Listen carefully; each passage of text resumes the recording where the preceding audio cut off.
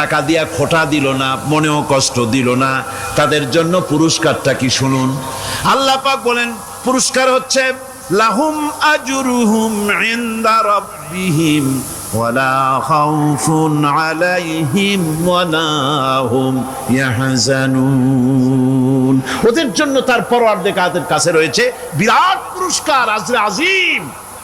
এদের জন্য কোনো ভয় নাই, কোনো চিন্তাও নাই, কিয়ামতে ডাইরেক্ট জান্নাতে চলে যাবে। সুবহানাল্লাহ। দানের এত ফজিলত যা ভাই আমি বলে শেষ করতে পারবো না, এত ফজিলত আল্লাহ দানের মধ্যে রেখেছেন। ত্যাগেই তো শান্তি, ভোগে শান্তি নাই, মজা কিসে? জোরে কন্যা মজা কিসে? ত্যাগের ভিতরেই মজা। আল্লাহ পাক বলছেন ইয়া আইয়ুহাল্লাযীনা আমানু আনফিকু মিন তাইয়্যিবাতি মা কাসাবতুম ওয়া মিম্মা আখরাজনা লাকুম মিনাল আরদ। তোমরা যে উপার্জন করেছো, সেই উপার্জনে তোমাদের জন্য যা উপার্জন করেছো তাই, আর মাটি থেকে আমি যা তোমাদের জন্য দিয়েছি তার থেকে ভালো জিনিস, ভালো ভালো জিনিস আমার রাস্তায় খরচ করো। এটা কার অর্ডার? আল্লাহর অর্ডার। খরচ করবেন কি? আল্লাহ পাক বলছেন ওয়ায়াসআলুনাকা মাযা ইউনফিকুনা কুলিল আফওয়া। নবী আপনাকে প্রশ্ন করা হয় কি খরচ করব, আপনি বলুন প্রয়োজনের অতিরিক্ত জিনিস যেটা আছে সেটাই আল্লাহর জন্য খরচ করে দাও। তোমার প্রয়োজন যখন মিটে গেছে, ব্যাংকের মধ্যে অসংখ্য টাকা জমা রাখা খালি গুনতেছে বসে বসে, তা না করে অভাবগ্রস্ত মানুষদের প্রয়োজন মিটাও।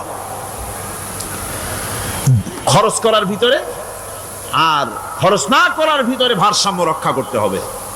ولا تجعل يدك مغلولة إلى عنقك ولا تبسطها كل البسط فتقعد ملوما محسورا। তোমাদের দানের হাত গুটায় একেবারে গলার সাথে বেঁধে রেখো না, আবার এমন বেশি ছেড়েও দিও না, কারণ এর ফলে তোমাকে অনুতপ্ত হওয়া লাগতে পারে, কার্পণ্যতাও না হয়, আর দ্বিতীয় জমের মতো দিয়ে সব ফতুরু না হয়ে যাও। দুটোর মধ্যে ব্যালেন্স হতে হবে। সাধারণ দান সাদকা কাদেরকে দিবেন, উপযুক্ত পাত্র কারা, তার একটা লিস্ট আল্লাহ দিচ্ছেন। ওয়াবিল ওয়ালিদাইনি ইহসানা ওয়াবিযিল কুরবা ওয়াল ইয়াতামা ওয়াল মাসাকিন ওয়াল জারি যিল কুরবা। নিজের পিতামাতা, নিকট আত্মীয়, ইয়াতীম, মিসকিন এবং আত্মীয় প্রতিবেশী তাদেরকে দিবে।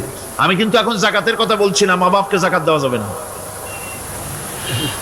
এটা হচ্ছে দান, সহযোগিতা করা, ইহসান করা। এই ইহসান মা বাপকে, প্রতিবেশী আত্মীয় যারা, মিসকিন যারা, এতিম যারা, অনাত্মীয় প্রতিবেশী যারা, চলার সাথী, প্রবাসী এবং নিজের চাকর চাকরানি যা কিছু আছে, এই সকলকেই এই সাহায্য করতে হবে, একথা আল্লাহ বলে দিয়েছেন। এবং আমরা যে আয়াত আলোচনা করতেছি সে আয়াতের ভিতরেও এই ফেরেশতা আল্লাহ পাক বলে দিয়েছেন। আল্লাহর রাস্তায় যারা দান করবে তাদের সম্পর্কে আল্লাহ বলছেন এখন মাসালুল লাযীনা ইউনফিকুনা আমওয়ালাহুম ফি সাবিলিল্লাহি কামাসালি হাব্বা। আল্লাহর রাস্তায় খরচ করা এর দৃষ্টান্ত হলো একটা দানার মতো, যেই দানাটা থেকে 7টা ডাল বেরিয়ে গেল।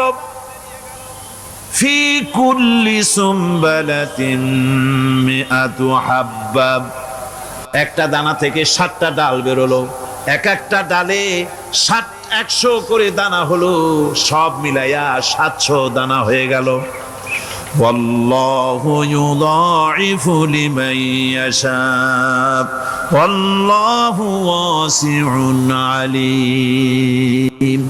আল্লাহ পাক বলেন এই পৃথিবীতে একটা দানায় 700 দানা যে আল্লাহ রাব্বুল আলামিন তোমার হাতে ধরায় দিলেন, সে আল্লাহ পাকের ব্যাংকে যদি টাকা জমা রাখো, আল্লাহর রাস্তায় যদি খরচ করো, 700 গুণ বাড়াইয়া আল্লাহ তোমার হাতে ধরাইয়া দিবেন।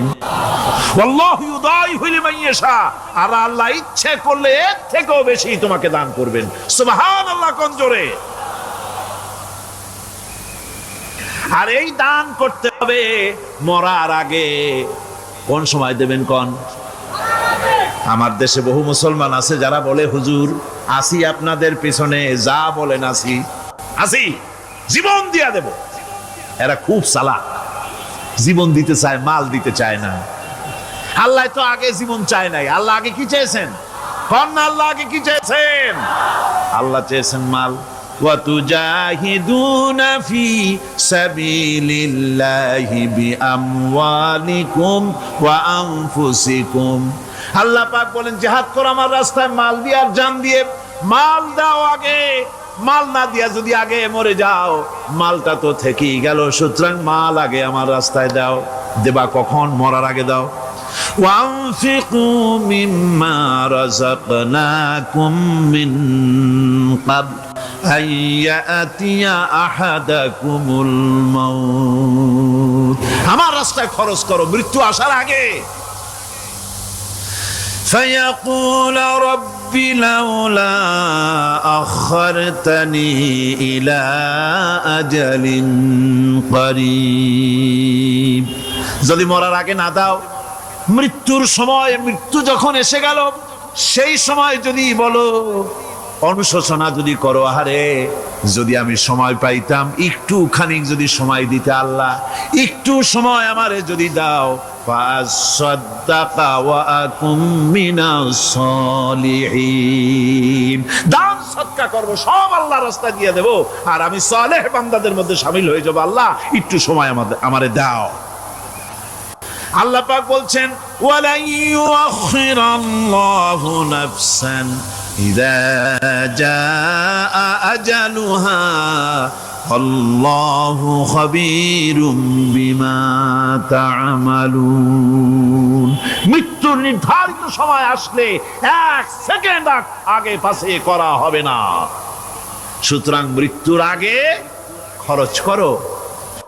আপনি মনে করবেন যে আপনি মরে গেলে পরে আপনার ছেলে মেয়ে আপনার জন্য করবে, খরচ করবে। হ্যাঁ করবে ঠিক, মরার পরে কুলখানির পরে 40, তারপরে শেষ,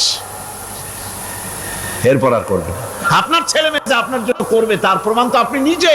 আপনি আপনার ছেলের মেয়ের জন্য কি করেছেন? আপনার মা বাবার জন্য কি করছেন? আপনার মা বাবার জন্য যদি আপনি কিছু না করে থাকেন, আপনার ছেলে মেয়েও আপনার জন্য করবে না। সুতরাং নিজের কাজ নিজে করেন। আপনার পিঠ যদি চুলকায়, আর নাতিরে যদি বলেন নাতি পিঠটা চুলকায় দাও, সে যে জায়গায় চুলকাবে আপনি করবেন উত্তর দিকে, সে উত্তর দিকে, দক্ষিণ দিকে, উপরে, নিচে, পিঠে, পাশার কাছে, যে জায়গায় আঙ্গুল দেবে আপনি করবেন ওখানে না, আবার আরেকটু উপরে দাও, আরেকটু পাশে দাও, জায়গা মতো পড়বেই না। আর কষ্ট করে নিজের হাতটা যদি পৌঁছাইতে পারেন জায়গা মতো পড়ে, একবার চুলকানি মারলেই চুলকানি শেষ, ঠিক কিনা? সুতরাং আপনি অন্যের উপরে ভরসা না করে নিজের খরচ নিজেই করে যান, নিজের কাজ নিজে করে যান, আল্লাহর রাস্তায় খরচ করে যান, বেশি পরিমাণে খরচ করেন। যত খরচ করবেন আল্লাহ রাব্বুল আলামিন রাজি হয়ে যাবে। কোন সুবহানাল্লাহ। মা বলছে বাবা আমার কাছে কি চাও? ছেলে বলছে মা আমি চলে যেতে চাই মদিনায়, আল্লাহর নবী মুহাম্মদুর রাসূলুল্লাহ সাল্লাল্লাহু আলাইহি ওয়াসাল্লামের দরবারে চলে যেতে চাই, আমি একটু বস্ত্র চাই। মা একটা পুরানা কম্বল তার হাতে দিয়ে দিলেন। আব্দুল উজ্জা কম্বলটাকে ছিঁড়ে এক টুকরা কোন রকম হাঁটুর উপরে জড়ায় নিলেন, আর এক টুকরা গায়ে দিয়ে নিলেন। আব্দুল উজ্জা আবার বহু কষ্ট করে মরুভূমি পাড়ি দিয়ে মদিনা মুনাওয়ারায় চলে গিয়ে বাবি জিবরিল থেকে ঢুকে আসহাবে সুফফার চবুতরার সামনে বসে আছেন, ছেঁড়া কম্বল পরা। এবার বিশ্ব নবী, দুনিয়া আখিরাতের বাদশা জনাবে মুহাম্মদ রাসূলুল্লাহ সাল্লাল্লাহু আলাইহি ওয়াসাল্লাম যখন মসজিদের নিজের ঘরের থেকে দরজা খুলে বেরিয়েছেন, দেখেন এক যুবক বসা, একটা আধাটা কম্বল পরা, হাঁটুর উপরে কোন রকম করে রানটা, লজ্জাস্থানটা ঢাকার, গায়ে একটা ছেঁড়া কম্বল। তার এই অবস্থা দেখে হুজুর জিজ্ঞেস করেন তুমি কে? যুবক বলছে আমি আব্দুল উজ্জা ইসলাম কবুল করার জন্য আমার সব ছিল, আমি কম ধনী ছিলাম না। আমার চাচা সব নিয়ে গেছে, সিনায় রেখেছে, আমার লুঙ্গিটাও দেয় নাই। ঘটনা সব তিনি খুলে খুলে বললেন। হুজুর বললেন, তোমার নাম আব্দুল উজ্জা নয়, তোমার নাম আব্দুল্লাহ। আব্দুল্লাহ জুলবাজাদাইন তার নাম। হযরত আব্দুল্লাহ জুলবাজাদাইন কি রাসূলুল্লাহ দিয়া দিলেন, আসহাবুস সুফফাদের সাথে মিলাই দিলেন, এখানে থাকু, খাবার আসতে পরে খাবে। তাদের সব সময় খাবার থাকতো না। আসহাবুস সুফফায় তারা থাকতেন যাদের ঘর নাই, বাড়ি নাই, থাকার জায়গা নাই।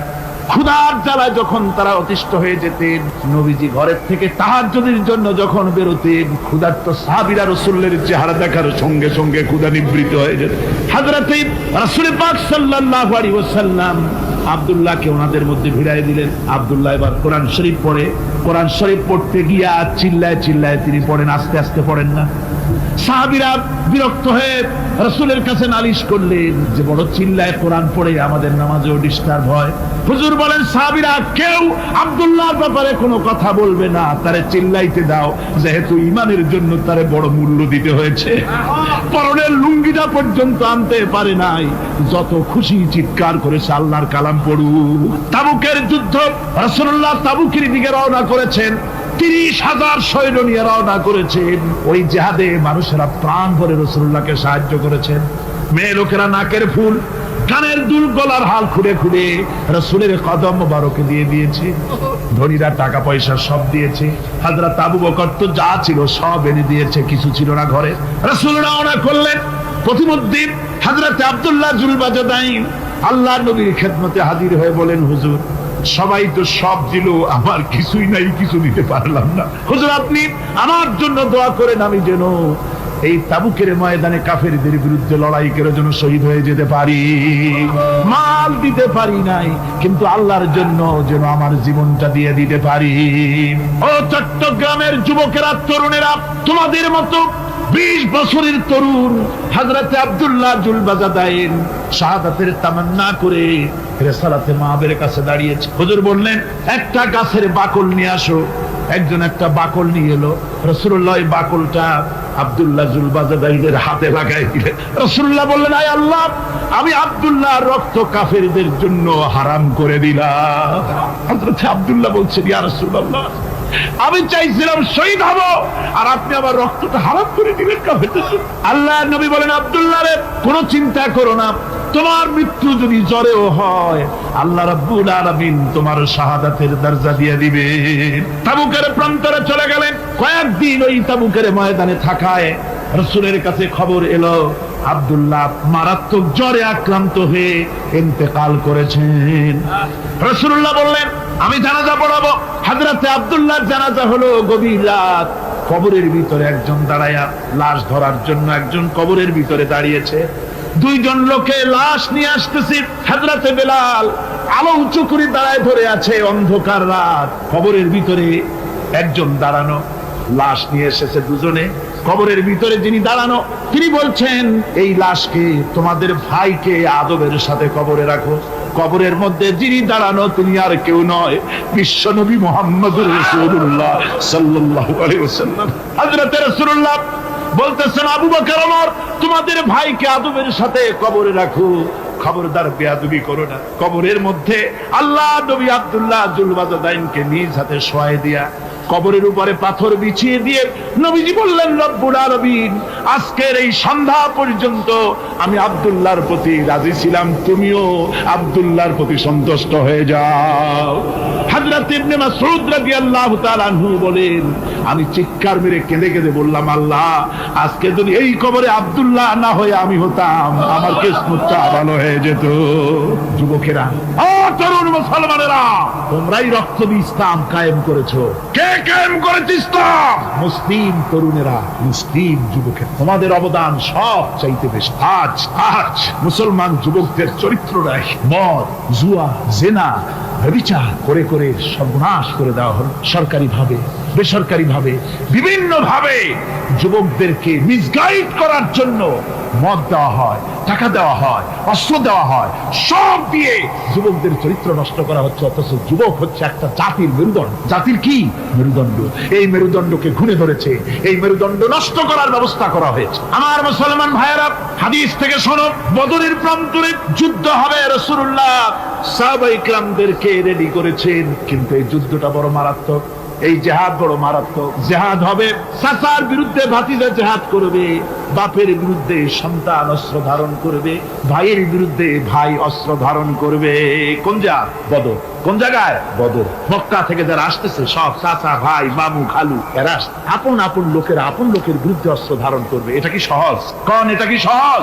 রাসূলুল্লাহ যুদ্ধের কথা মানুষকে বুঝাচ্ছেন, একটু ইতস্তত করে। হযরত রাসূল পাক সাল্লাল্লাহু আলাইহি ওয়াসাল্লাম যুদ্ধের কথা সাহাবায়ে কিরামদের সামনে পেশ করতেছেন আর একটু ইতস্তত করতেছেন। এই কঠিন যুদ্ধে সাহাবীরা কিভাবে মেনে নেবে? রাসূলের মনের অবস্থা বুঝতে পেরে হযরত মিকদাদ রাদিয়াল্লাহু তাআলা আনহু বর্ষিয়ান সাহাবী, তিনি দাঁড়ায় গেলেন। তিনি দাঁড়ায় বলছেন, ইমদি বিনা ইয়া রাসূলুল্লাহ হাইসু মা তাশা। হে রাসূল, আপনি আমাদেরকে নিয়ে চলুন আল্লাহ যেদিকে আপনাকে যেতে বলে। হাইসু মা তাশা আয় হাইসু মা আমারাকাল্লাহ, যেদিকে আল্লাহ আপনাকে যেতে বলেন আমাদেরকে নিয়ে আপনি সেদিকে চলেন। ইন্না লা নাকুলু লাকা কামা ক্বালা বানু ইসরাঈল লিমূসা আলাইহিস সালাম ইযহাব আনতা ওয়া রাব্বুকা ফাকাতিলা ইন্না হাহুনা কাঈদুন। আমরা মুসা আলাইহিস সালামের উম্মতের মতো বলবো না যে হে মুসা, তুমি আর জিবরাইল আর তোমার আল্লাহ যুদ্ধ করো, আমরা ঘরে বসে আরাম করি। এই কথা আমরা বলবো না হুজুর। বল ইযহাব আনতা ওয়া রাব্বুকা ফাকাতিলা ইন্না মাআকুমা মুকাতিলুন। হে রাসূল, বরং আমরা বলবো আপনি যুদ্ধ করুন, আপনি আমাদের নিয়ে চলুন, আমরা লড়বো আপনার সাথে কাফেরদের বিরুদ্ধে। ততক্ষণ পর্যন্ত লড়বো মা দামাত আইনুন মিন্না তাতাররাফ।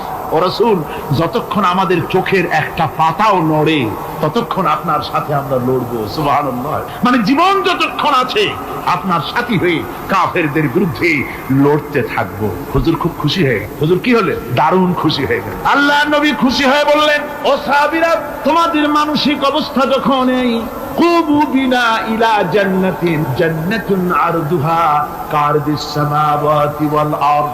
ও সাহাবীরা, তোমাদের মানসিকতা যখন এমন, তখন আমার সাথে তোমরা দাঁড়াও, আমার সাথে ওঠো, আমার সাথে চলো জান্নাতের দিকে। রাসূলুল্লাহ বলেন, আমার সাথে চলো বেহেশত। কোন বেহেশত? এমন বেহেশত যে বেহেশতের বিশালতা আর প্রশস্ততা ওই বিশাল আকাশ আর জমিনের চাইতেও বেশি। এই বিরাট জান্নাতের দিকে চলো আমার সাথে। ফাকামা উমাইর বিন হামাম ওয়া কানা ইয়াকুলু তামা। যুবকেরা, তোমাদের মতো তরুণ, তোমাদের মতো এক যুবক যার নাম উমাইর, তিনি দাঁড়িয়ে গেলেন, হাতে ছিল খোরমা। খোরমা খাতে দেখেন, বক্তৃতা হয়, মাঠে ওয়াজ নসিহত হয়, আর যুবকেরা দাঁড়ায় দাঁড়ায় বাদাম হয় না। ওই সাহাবী ওই সময় তো বাদাম টাদাম হয়তো পায় না, খোরমা খাবে, খোরমা চাবাচ্ছে, বিচি ফালাই দিতেছে, আর এইভাবে খাচ্ছে আর হুজুরের কথা শুনে। হুজুরের কথা শুনে উমাইর বলছেন, বাহ বাহ, এটা একটা আঞ্চলিক শব্দ। এর অর্থ হচ্ছে আয়মা আযমাহু ওয়া মা আহসানাহু। হে রাসূল, আপনি কত সুন্দর কথা বললেন, আপনি কি বিশাল কথা বলেছেন, কত বড় কথা বলেছেন। জিহাদ করলে, জান দিলে এমন বেহেশত পাবো, জান্নাতুন আরদুহা কারদিস সামাওয়াতি ওয়াল আরদ, যে বেহেশতটা হবে ওই বিশাল আকাশের চাইতে এমন বেহেশত পাবো। ওয়াল্লাহি লাউ কুনতু হাইয়ান হাত্তা আকুলাহু ইন্নাহা লাহায়াতুন তাবি। আল্লাহর কসম, আমি যদি হাতের সবগুলি খোরমা খেতে যাই তাহলে তো অনেক সময় লাগবে, বেহেশতে যেতে দেরি হয়ে যাবে, অনেক দেরি হয়ে যাবে বেহেশতে যেতে। ফারামা বিহিন্না, হাতের সবগুলি খোরমা তিনি ফেলে দিন। ও যুবকেরা, হযরত উমাইর তোমার মতো যুবক খোরমা খাওয়া সহ্য করলেন না আল্লাহর জান্নাতে যাওয়ার লোভে। জান্নাতে যেতে দেরি হয়ে যাবে, আল্লাহর সঙ্গে দিদার করতে দেরি হয়ে যাবে, এই মনে করে হাতের খোরমাগুলি ফালায় দিলেন, জিহাদের ময়দানে ঝাঁপায়ে পড়লেন। হাদিস শরীফে এসেছে, উমাইর জিহাদ করে বেশ কিছু কাফেরদেরকে নিহত করে নিজেও শহীদ হয়ে গেলেন। রাসূলুল্লাহ বদরের শাহাদাতের জানাজা করার সময় একজন সাহাবী বলে দিলেন, হুজুর, এই সেই উমাইর, আপনি যখন বেহেশতের কথা বলছিলেন, খোরমাগুলি খাওয়ার তর সহ্য হয় নাই বেহেশতে যাওয়ার জন্য, এই সেই উমাইর। আল্লাহর নবী উমাইরের কাছে দাঁড়ায় আঙ্গুল দিয়ে তার শরীরের দিকে দেখায় বললেন, ইন্নাকা মিন আহলিহা। ও যুবক, যেই বেহেশতের জন্য খোরমা খাওয়ার সময় তুমি পাও নাই, আমি নবী সাক্ষী দিচ্ছি তুমি অবশ্যই সেই বেহেশতের অধিবাসী, ওই বেহেশত তোমার জন্য। সুবহানাল্লাহ। আমার ভাইরা, কিয়ামতের দিন এই জান্নাত আল্লাহ রাব্বুল আলামিন দান করবেন ওই সব লোকদের জন্য যারা জান দিবে, মাল দিবে, রক্ত দিবে আল্লাহ দ্বীনের জন্য। কিসের জন্য? আল্লাহ দ্বীন কায়েমের জন্য। যারা জান মাল ওয়াকফ করে দেবে, জীবনকে উৎসর্গ করে দেবে, তাদের জন্য আল্লাহ পাক এই বিরাট নিয়ামত রেখেছেন। তরুণদের বলতে চাই, যুবকদের বলতে চাই, আর বাতিলের পেছনে ঘুরো না, আর তোমার ওই সব নেতাদের পেছনে ঘুরো না যারা নিজেরাও নামাজ পড়ে না, তোমাকেও নামাজের কথা বলে। ওরা নিজেরা মিথ্যা কথা কয়, তোমরা টের পাও না? কি বলেন, টের পাওয়া যায় না? মারামারি করে নিজেরা আর বদনাম দেয় অপরের উপরে। চোখের সামনে যারা এরকম পারে, চোখের সামনে যারা এরকম পারে, তাহলে রাত দিন 24 ঘন্টা তাদের আমলটা কেমন? এদের পেছনে ঘুরে কোনো লাভ নাই। কোনো লাভ আছে? হ্যাঁ, একটা লাভ আছে। সেই লাভটা হচ্ছে টাটকা কিছু সুখ পেতে পারো, কিছু মদের টাকা, কিছু হোটেলের টাকা, কিছু পরের মেয়ে নিয়ে ঘোরার টাকা, কিছু ভ্রমণের টাকা, কিছু অস্ত্রপাতি, ত্রাস সৃষ্টি করা। আর ত্রাস সৃষ্টি করবার কয়টা অস্ত্রের মালিক হইছো? যুবক, তরুণ, বিপদগামী তরুণদের বলবো, সরকার অননুমোদিত অস্ত্র যাদের কাছে আছে, শুনে রাখ, এই অস্ত্র কাউকে ক্ষমা করে, এই অস্ত্র কাউকে ক্ষমা করে না। সাপ পোষার মতো, যে সাপ তুমি দুধ কলা দিয়ে পোষো, ওই সাপ তোমাকে আবার দংশন করবে। ওঝা মরে না? মরে না? সাপ খেলা যারা দেখায় তারা মরে কিনা? ওই সাপেই তাকে কাটে। সুতরাং গভর্নমেন্ট অনুমোদিত অস্ত্র তোমার কাছে, পাইপ গান, রিভলভার, স্টেন গান, এলএমজি, আদমজি, কত রকমের অস্ত্রপাতি যুবকদের কাছে। ঘুম নাই, সারা রাত অস্ত্র থাকে কাছে, আর কি কি লাল পানি খাইয়া চোখ দুইটা থাকে এত বড়, দেখলেও ভয় করে। মাথায় ভাল্লুকের মতো। মানুষ মারো তোমরা, মানুষ মারো। আহা, যারে মারলা একটুখানি হিউম্যানিটি, বিবেক দিয়ে চিন্তা করো। যাকে মেরেছ ওই রাত্রে তার বাড়ির কাছে যাও, ওই রাত্রে গোপনে তার বাড়ির কাছে গিয়ে দেখো তার মা কিভাবে তার সন্তানের জন্য কাঁদতেছে, মায়ের কোলটা খালি হয়েছে বলে কিভাবে কাঁদতেছে, তার বাবা কিভাবে কাঁদতেছে, তার বউ থাকলে কিভাবে ছটফট করতেছে, তার কলিজার টুকরা সন্তান থাকলে কিভাবে আব্বা আব্বা বলে কাঁদতেছে। যারে গুলি করে মেরেছো একবার বাড়ির কাছে গিয়ে কান পাচা শোনো। মনে রাখো যুবক, সন্ত্রাসীরা, শুনে রাখো, অস্ত্র দিয়া মানুষকে যারা মেরেছো, আল্লাহর কসম করে বলি, যেভাবে মেরেছো ওইভাবে তোমাকেও নিহত হতে হবে, কোনো সন্দেহ নাই। বাড়িতে গিয়ে ডায়েরিতে লিখে রাখো আমার কথা। থামুন, বাড়িতে গিয়ে ডায়েরিতে লিখে রাখো, ডায়েরিতে লিখে রাখো, যদি তুমি কাউকে হত্যা করে তার বউকে যদি বিধবা বানায় থাকো, তোমার বউ বিধবা হবেই। তুমি যদি কারো ছেলেকে এতিম বানায় থাকো, তোমার ছেলেকে আল্লাহ এতিম বানায় রাস্তায় ভিক্ষা করায় ছাড়বে।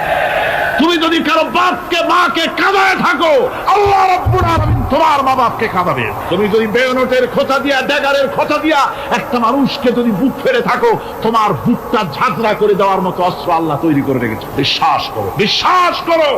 অননুমোদিত অস্ত্র থানায় জমা দিয়ে দাও, মসজিদে ঢোকো, নামাজ পড়ো, চরিত্রবান হয়ে যাও। তোমাদের প্রতি আমার উদাত্ত দাওয়াত, আমার বুক ভরা দরদ। তোমাদের বিরুদ্ধে আমাদের কোনো বিদ্বেষ নাই, হিংসা নাই, আছে কলিজা বড় ধরদ। দেখতে পাচ্ছি জাহান্নামের দিকে যাচ্ছে। এর পথটা কোন দিকের পথ? যারা বলেন কোথার পথ? ওই নেতাদের পিছনে আর চলো না, তওবা করো। ওই নেতাদের পিছনে আর যাবে না যারা তোমাদেরকে টাকা দেয় আর অস্ত্র দেয়, যারা তোমাদেরকে মদ দেয় আর নারী দেয়, ওদের পিছনে আর চলবে না। ওয়াদা করো। যুবকরা কি পারবে ওয়াদা করতে? ওই সব নেতাদের পিছনে জীবনে আর যাবে না। ওয়াদা করতে পারো? হাত উঁচু করে দেখাও যুবকেরা।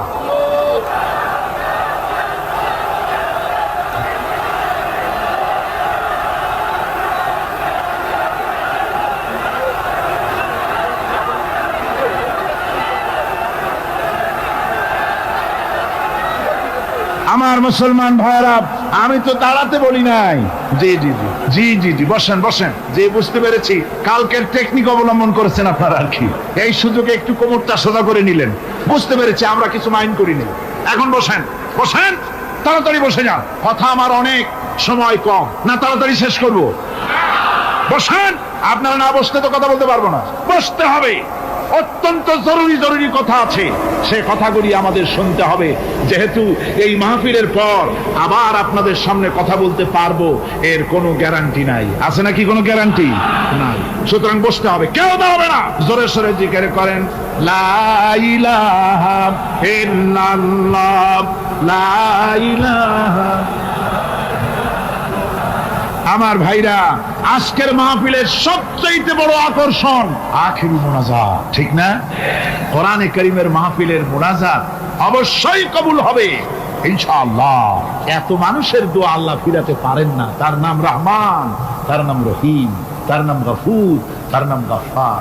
বান্দার দোয়া কবুল করাই তো তার কাজ। সুতরাং নড়াচড়া আদৌ করবেন না, যার যার জায়গায় বসে থাকুন। না বসলে আপনারা যদি হাঁটেন, মাঝে মধ্যে দাঁড়ান, এটা খুবই বিরক্তির উদ্রেক করবে। ভাইয়েরা, আমি সকলকে সেজন্য বলতে চাই যে আমরা আল্লাহর দ্বীন প্রতিষ্ঠার জন্য এই জিহাদের কথা যে আল্লাহ বলছেন, এই জিহাদের জন্য আমরা জান মাল সব কিছুকে উৎসর্গ করতে চাই। আল্লাহ যেন কবুল করেন, সবাই বলেন আমিন। আনন্দ, আরাম আর বিলাসিতায় আমরা আমাদের জীবনকে ভাসায় দিয়ে, যার কারণে আমাদের জিল্লুত। এ মুসলমানদের উরুজ, এ মুসলমানদের তারাক্কি কিভাবে আসছে শুনুন। বিশ্ব কবির ভাষা, বিশ্ব কবি আল্লামা ইকবাল रहमतुल्लाह अलैहि বলেছেন, আ তুঝে বাতাও तकदीर उमम क्या है, आ तुझे बताओ तकदीर उमम क्या है, शमशेर उसना अव्वल ताऊस और बाबाखीर। এসো, আমি তোমাকে এই জাতির উন্নতির কথা শোনাই। এই জাতির উন্নতি তখন হয় যখন এক হাতে থাকে কোরআন আর এক হাতে থাকে তরবারি, তখন হয় জাতির উন্নতি। আর এই জাতি যখন কোরআন আর তরবারি ছেড়ে দিয়ে যখন তানপুরা, বেহালা, সারিন্দা, নারিন্দা, গিটার, ফিটার, সারেগামা, পাদানিসার পেছনে যখন লাগে, কপাল তখনই পড়ে। কপাল পড়ে কখন? তখনই পড়ে। আজ আমাদের টেলিভিশন, আমাদের রেডিও, আমাদের সংস্কৃতি সব সারেগামার সংস্কৃতি। কিসের সংস্কৃতি? আগে তো মুসলমানের ঘরে প্রত্যেক দিন সকাল বেলায় আওয়াজ আসতো, মুসলমানদের ঘরে সকাল বেলায় মুসলমানদের ঘরে ঘরে জানালার ফাঁক দিয়ে আওয়াজ আসতো, বিসমিল্লাহির রহমানির রহিম, সূরা ইয়াসিন, সূরা রহমান ইত্যাদির তেলাওয়াত ভেসে আসতো। এখন আর তেলাওয়াত ভেসে আসে? এখন মুসলমানদের ঘরের থেকে সকাল বেলায় আওয়াজ আসে সারেগামা, পাদানিসা, বাবা খালু, মামু নানা, হাবি জাবি, এই গানের ট্রেডিংগুলি, গানের শব্দগুলি চলে আসে। কোরআন শিখবার জন্য, শিখাবার জন্য ছেলের জন্য যে মৌলবী রাখে, সারা মাস পড়াবে, বেতন 300 টাকা। আর গানের মাস্টার যে গান শিখাবে, রবীন্দ্র সঙ্গীতের প্যানপ্যানানি সুর শিখাবে, নাচ শিখাবে, সপ্তাহে 2 দিন এসে 2 ঘন্টা শিখাবে, বেতন 3000। কপাল পোড়া জাতি। কি পোড়া জাতি? জাতি তার কপাল পুড়ে। কোরআনের সাথে তার সম্পর্ক কম, জিহাদের সাথে সম্পর্ক কম, সম্পর্ক হয়েছে গানের সাথে, সম্পর্ক নাটকের সাথে। তাই আজ আল্লাহর দ্বীন কায়েমের জন্য লড়াইয়ের ময়দানে আসতে হবে। বাংলাদেশে কিন্তু জিহাদের ডাক এসে গেছে। কিসের ডাক এসেছে? জিহাদের ডাক। এই জিহাদে সাড়া দিতে হবে। আমি আগেই বলেছি, ওই জিহাদ ওই রকম না যে লাঠি ঠ্যাঙ্গা নিয়ে যাবাই বলে। জিহাদ হচ্ছে বাতিলের বিরুদ্ধে। টেলিভিশনের ভিতরে নাটকের মাধ্যমে ইসলামকে অসম্মান করা হচ্ছে, মুসলমানদের দাড়িকে অসম্মানিত করা হচ্ছে, টুপিকে অসম্মানিত করা হচ্ছে, তারপরে সিনেমার ভিতরে, গানের মধ্যে ইসলামকে অপমানিত করা হচ্ছে। যার কারণে এর বিরুদ্ধে জাতি সোচ্চার না হওয়ার কারণে আস্তে আস্তে মুসলমানদের ঈমান কমে যাচ্ছে। বাতিল শক্তিশালী হয়ে আক্রমণ করছে। আপনারা বলেন, ভারতের কি ক্ষমতা মসজিদ ভেঙে দেয়? এই পৃথিবী কি মুসলমান কম? জোরে বলেন, মুসলমান কম? তাহলে ভারতের বাবরি মসজিদ তারা ভাঙলো কি করে? সাহস পেল কোথায়? সাহস পেয়েছে আমরা আমাদের ঐক্য বিনষ্ট করি, আমাদের ঐক্য ভেঙে ফেলেছি। আমরা একজন আর একজনকে গালি দেই, মুসলমান না বলে গালি দেওয়া হয়। পরস্পরের মহব্বত নাই, স্বীকৃতি নাই, শ্রদ্ধা নাই, ঐক্যবদ্ধভাবে আমরা নাই। আমরা আমাদের চরিত্র নাই, চরিত্র নষ্ট করেছি। ফলে তারা বুঝতে পেরেছে এই মুসলমান সেই মুসলমান নয় যারা জীবনের চাইতে মৃত্যুকে বেশি ভালোবাসতো, যাদের চরিত্র ছিল উন্নত। এরা সেই জাতিরা, এরা মিথ্যা কথা বলে, এরা জুয়া খেলে, এরা মদ খায়, এরা জেনা করে, এরা বদমাশি করে। এদের সেই চরিত্র নাই যেই চরিত্রের বলে আমাদের অপকর্মের মোকাবেলা করতে পারে। এই বিশ্বাস নিয়ে তারা বাবরি মসজিদের উপরে হামলা করে। বাবরি মসজিদ ভাঙলো। মসজিদের উপরে যখন শাবল মারা হচ্ছিল, কেবল নিউজ নেটওয়ার্কের মাধ্যমে আমরা এই দৃশ্য দেখেছি, টেলিভিশনের পর্দায় দেখেছি শাবল মারা হচ্ছে। তখন মনে হচ্ছিল শাবল তো মসজিদের উপরে পড়ছে না, শাবল যেন পড়ছে পৃথিবীর 125 কোটি মুসলমানের কলিজার উপরে। ভারত মসজিদ ভেঙে দিল। এরপরে এই মসজিদ ভাঙলো বিজেপি, শিবসেনা সহযোগিতা করলো ভারতের প্রধানমন্ত্রী নরপশুরাও। এই পৃথিবীর বর্তমান পৃথিবীর নিকৃষ্ট মানব সন্তান, জঘন্য শয়তান, নরপশু। ওইটা নরসীমা নয়, ভারতের প্রধানমন্ত্রী মানুষ না, এটা একটি শয়তান। জোরে বলেন এটা কি? পৃথিবীর ইতিহাসকে কলঙ্কিত করেছে। আজ পর্যন্ত পৃথিবীতে কোথাও মসজিদ ভাঙা হয়েছে কোন ইতিহাস। আর ভারতের বেয়াদব সরকার বাংলাদেশে যখন সংসদে ভারতীয় এজেন্টদের প্রতিবাদের মোকাবেলায় যখন ভারতের এই কাজের নিন্দা জানানো হলো, ভারতের বেয়াদব সরকার তখন বলছে বাংলাদেশের গতিবিধির উপরে আমরা কড়া নজর রাখছি। বেটা বেয়াদব, বাংলাদেশ কি তোমার ভুটান না সিকিম? বাংলাদেশের উপরে কড়া নজর রাখার অধিকার তোমার নাই। এই পৃথিবীতে বাংলাদেশের সবচাইতে বড় দুশ্মন ভারত। সবচাইতে বড় দুশ্মন কে?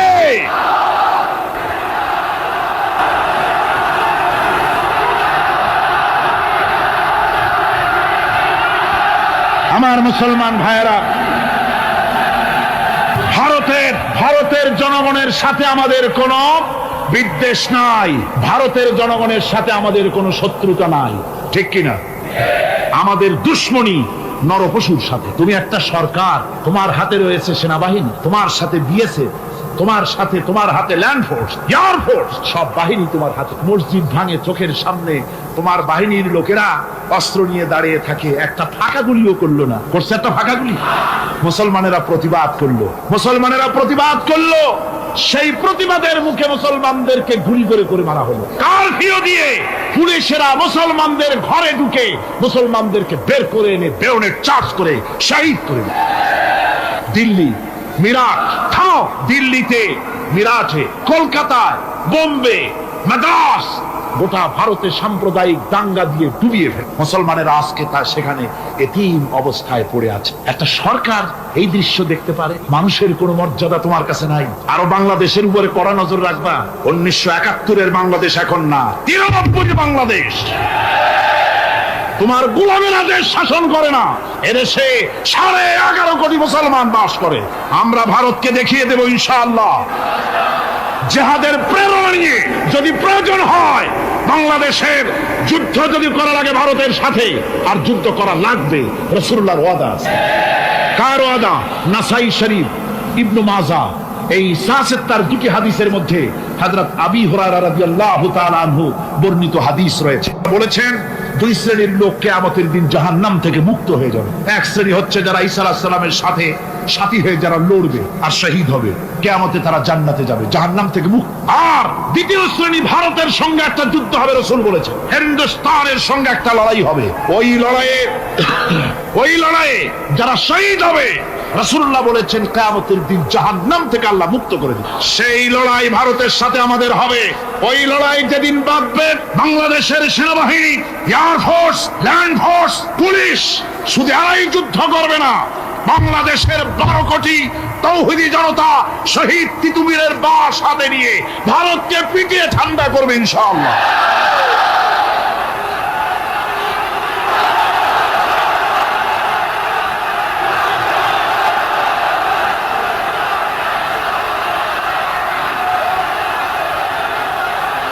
আমার দেশে ভারতের মসজিদ ভাঙার প্রতিবাদে আমাদের দেশে একটা হিন্দুও মরে নাই, কথা ঠিক কিনা কন? কিন্তু ভারতে লেগেছে তারা বাবরি মসজিদ। আমার দেশের 15 জন মুসলমান পুলিশের গুলিতে নিহত।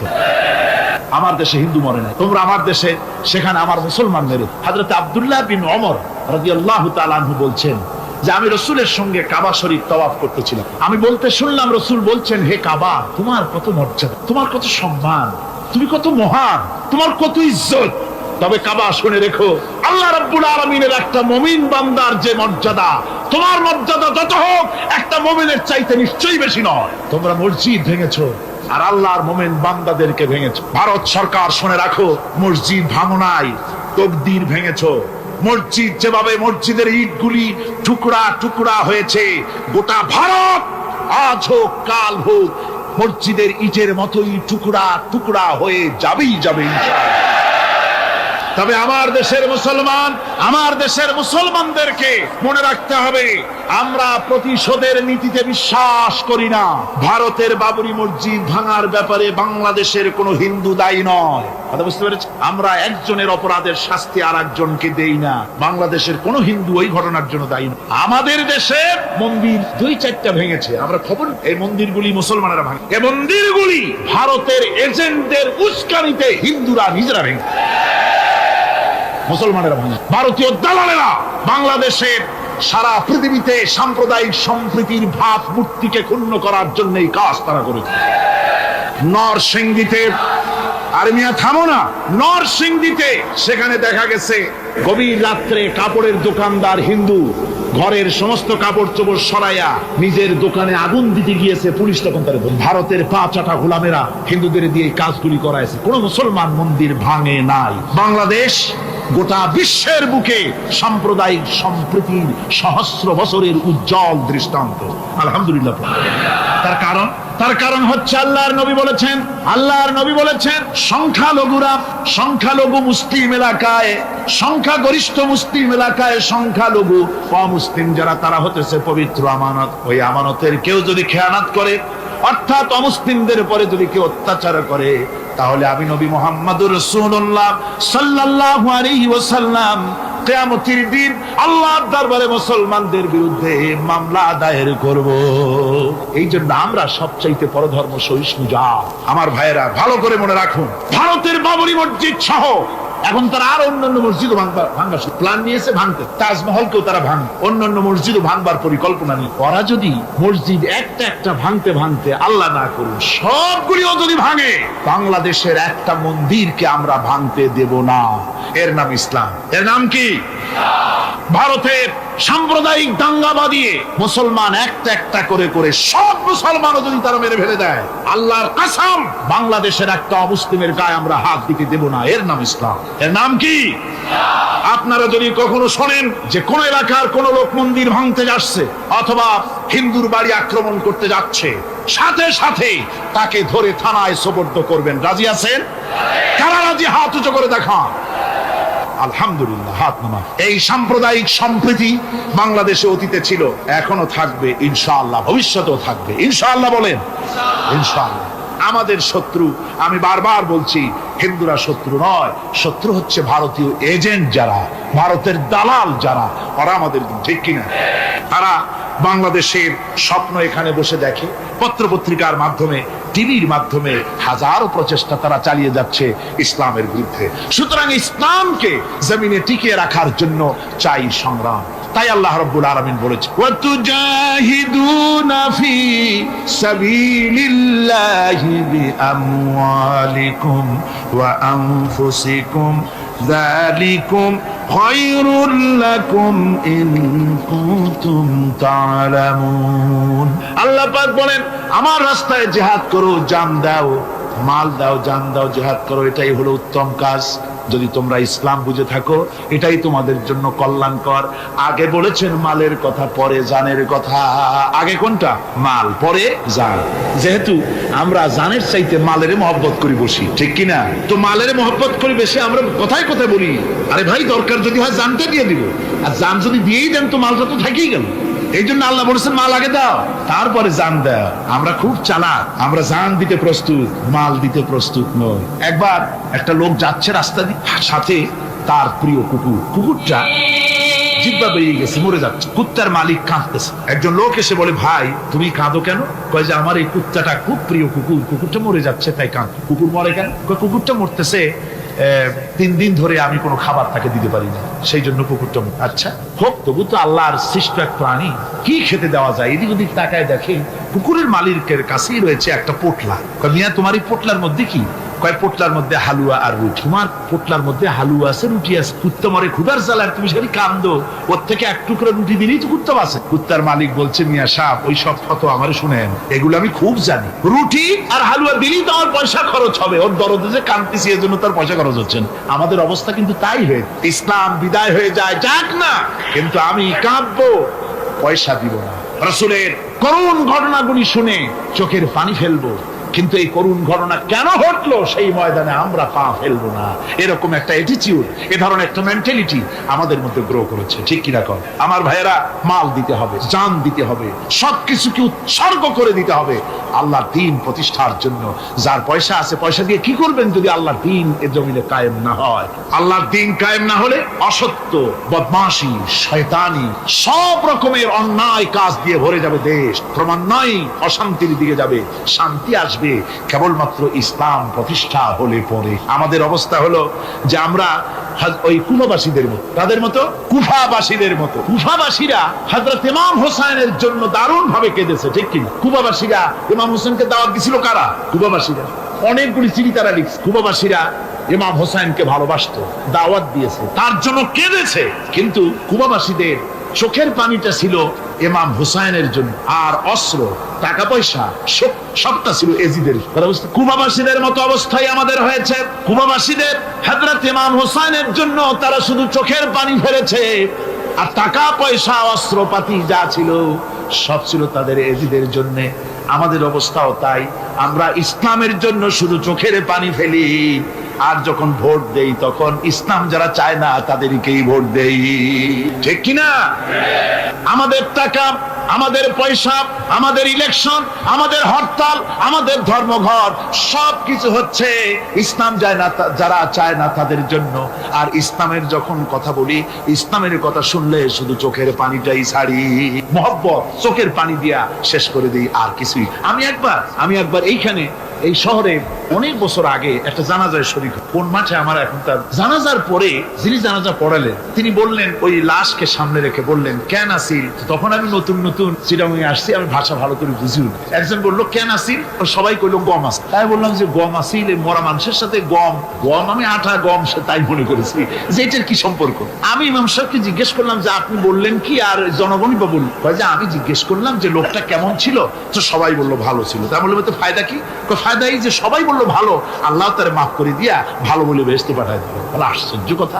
আল্লাহ কি এইরকম নাকি যে একটা সুদখোর, ঘুষখোর, জেনাকার এ লোক ভালো না খারাপ আমি তা বলতে চাই না, কিন্তু একটা লোক সে কন্ট্রাক্টারি করতে গিয়ে রাস্তাঘাট, স্কুল, কলেজের রড, সিমেন্ট জনমের মতো খাইছে। কথা বুঝতে পেরেছে? সরকারি গিয়ে, ক্ষমতায় গিয়ে গভর্নমেন্টের টাকা পয়সা জনমের মতো শেষ করে ফেলেছে। এই লোকটি সুদখোর, ঘুষখোর, জেনাকার মরে গেছে, আর আসে আপনি কইলেন যে কেন আসিল? সব হইলো গম আসিল, আর আল্লাহ বেহেশত দিয়ে দেবে। তাহলে আল্লাহ হাকামুল হাকিমিন হইলেন কি করে? এরটা কি বিচার হইলো নাকি? কি করে সম্ভব? আমার বন্ধুগণ, আমরা যখন মরে যাই, মরার পরে আমাদেরকে কবরের মধ্যে রাখা হয়। কবরের ভিতরে রেখে আমাদেরকে বলা হয়, যারা কবরে রাখে তারা বলে, মৃত্যু ব্যক্তিকে কবরে রাখার সময় বলে, বিসমিল্লাহি আলা মিল্লাতি রাসূলিল্লাহ, আল্লাহর নামে রসুলের দলে উঠাই দিয়ে গেল। আল্লাহর নামে কার দলে উঠাইলো? রসুলের দলে। চিন্তা করেন ভাইরা, আল্লাহর নামে রসুলের দলে উঠাইলেন কারে? ঠিক তার যৌবনকালে যত মিছিল করেছে, ধর্ম নিরপেক্ষতাবাদের পক্ষে মিছিল করেছে, পুঁজিবাদের পক্ষে মিছিল করেছে, সমাজতন্ত্রের পক্ষে মিছিল করেছে, স্লোগান দিয়েছে, দেওয়ালে লিখেছে, বক্তৃতা করেছে, ভোট দিয়েছে, বই লিখেছে, জীবনে যা কিছু করেছে সব করেছে মানুষের তৈরি করা মতবাদের জন্য। তার ভোট ইসলামের কাজে লাগে নাই, তার ইলেকশন ইসলামের কাজে লাগে নাই, তার দেওয়ালের লেখা ইসলামের কাজে লাগে নাই, তার বক্তৃতা, তার টাকা পয়সা ইসলামের কাজে লাগলো না। মরে গেছে, পরে মরা মানুষটারে উঠাইয়া বললা রাসূলুল্লাহর দলে উঠাইয়া দিলাম। এখন বলো রাসূলুল্লাহ কেন তোমার মতো মরা লাশটাকে তিনি গ্রহণ করতে যাবে? তোমার জীবনের কোন কাজই তো ইসলামের জন্য কাজে লাগলো না। তোমার জীবনের একটা দিনও তো ইসলামের কাজে লাগে নাই। মরছো, তারপরে তোমার মরা লাশ রাসূলুল্লাহ বহন করতে যাবেন কেন? কি দায় টাকা পড়ছে তা? সুতরাং আমি বলতে চাই, আজকের মাহফিলে যত জনতা উপস্থিত হয়েছেন, জান এবং মাল সবকিছু দিয়ে লড়াই করতে হবে আল্লাহর রাস্তায়। আমার ভোট, আমার ইলেকশন, আমার স্লোগান, আমার বক্তৃতা, আমার টাকা করি খরচ সবকিছু হবে আল্লাহর জন্য। কুল ইন্না সালাতি ওয়া নুসুকি ওয়া মাহইয়ায়া ওয়া মামাতি লিল্লাহি রাব্বিল আলামিন। সবাই পড়েন, ইন্না সালাতি ওয়া নুসুকি ওয়া মাহইয়ায়া ওয়া মামাতি লিল্লাহি রাব্বিল আলামিন। আল্লাহ পাক বলেছেন, বলো আমার নামাজ, আমার হায়াত, আমার কুরবানি, আমার মওত সব আল্লাহর জন্য। কার জন্য? আল্লাহর। সুতরাং জিহাদ হলো আমাদের জন্য অপরিহার্য। সেই কথাটি এতক্ষণ ধরে বুঝালাম। বিশ্ব মানবতার মুক্তি, নারীর মুক্তি, শ্রমিকদের মুক্তি, মানুষের মুক্তি, গরিবের মুক্তি, শ্রমিকের মুক্তি, বিশ্ব মানবতা, নির্যাতিত মানবতার মুক্তি আসতে পারে কেবলমাত্র জিহাদের মাধ্যমে। আল্লাহ দ্বীন প্রতিষ্ঠা করে মানুষের মুখে হাসি ফুটানো যেতে পারে। আর কোন পথ আছে? আর কোন পথ আছে? আর কোন পথ নাই। আল্লাহ যেন এই রাস্তায়, এই জিহাদের রাস্তায়, দ্বীন প্রতিষ্ঠার রাস্তায় আমাদেরকে সক্রিয়ভাবে অংশগ্রহণের তৌফিক দেন। সবাই বলুন আমিন। সবাই বলুন আমিন। এবার আমি বলবো মা বোনদের ব্যাপারে। মা বোনেরা বিগত 4 দিন এ মাহফিলে এসেছেন। তারা হচ্ছেন আমাদের অর্ধেক। তারা আমাদের কি? এই পৃথিবীর অর্ধেক জনশক্তি নারী। এই নারীর অধিকার ইসলাম কি দিয়েছে তা নারীরা অনেকেই জানেন না। না জানার কারণে নারী পক্ষ, নারী সমাজ, নারী স্বাধীনতা বিপ্লব পরিষদ নানান রকমের কমিটি গঠন করে তারা মডার্ন হতে চান, নানান রকমের অধিকার আদায়ের চেষ্টা করেন। কিন্তু আমি বিশ্বাস করি আমার মা বোনেরা যদি জানতেন ইসলাম তাদেরকে কি অধিকার দিয়েছে, তাহলে রীতিমতো ইসলামকে পাওয়ার জন্য, ইসলাম যে অধিকার দিয়েছে সেই অধিকার লাভ করার জন্য তারা রীতিমতো বিপ্লব করতেন। কি করতেন? বিপ্লব। আল্লাহ রাব্বুল আলামিনের কাছে নারী আর পুরুষ বলে আলাদা কিছু নাই। মানুষ হিসাবে আল্লাহর কাছে নারী আর পুরুষ সমান। আল্লাহর কাছে কোন লোক যদি তাহাজ্জুদের নামাজ পড়ে কোন পুরুষ, সে যা সওয়াব পাবে নারী তাহাজ্জুদ পড়লে সেই সওয়াব পাবে না, এমনটি নয়। পুরুষ হজ করে যে সওয়াব পাবে, নামাজ পড়ে যে সওয়াব পাবে, নারীও তা পাবে। জোরে বলেন সুবহানাল্লাহ। আল্লাহর কাছে নারী এবং পুরুষ কি? মানুষ হিসেবে তারা উভয় সমান। কিন্তু এই নারীদের জীবনের 3টে স্তর। কটি স্তর? 3টে স্তর। একটা হচ্ছে কন্যা, বধূ, মাতা। নারীর জীবনের এই 3টে স্তর। ভালো করে শুনুন। কন্যা, বধূ, মাতা। এখন কন্যা হিসেবে নারীর মর্যাদা, বধূ হিসেবে নারীর মর্যাদা, মা হিসেবে নারীর মর্যাদা। নারীকে ইসলাম কি দিল সেটা শুনুন। আল্লাহর নবী বলেছেন, কোন ব্যক্তির যদি 3টা কন্যা সন্তান হয় আর ওই 3টা কন্যা সন্তানকে যদি সে আদব শিক্ষা দিতে পারে, ইসলামী তরবিয়াত দিতে পারে, আর যদি স্নেহ দিয়ে লালন পালন করতে পারে, তাহলে ওই কন্যার পিতা আর আমি মুহাম্মদ সাল্লাল্লাহু আলাইহি ওয়াসাল্লাম বেহেশতের ভিতরে পাশাপাশি অবস্থান করব। সুবহানাল্লাহ পড়ে। এই কথা কিন্তু রাসূলুল্লাহ কোথাও বলেন নাই যে কারো যদি 3টা ছেলে হয় তো আমার সাথে আর সে বেহেশতে একসাথে থাকবে না, তা বলা হয় নাই। বলা হয়েছে কন্যার ব্যাপারে। কার ব্যাপারে বলা হলো?